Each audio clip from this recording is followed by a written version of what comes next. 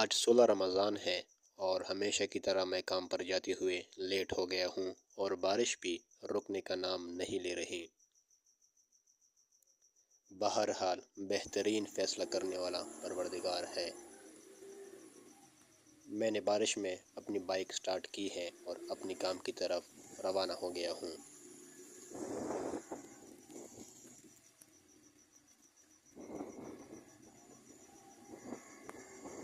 اور شکر الحمدللہ میں اپنی جگہ پر پہنچ گیا ہوں اور اپنا کام سٹارٹ کیا ہے۔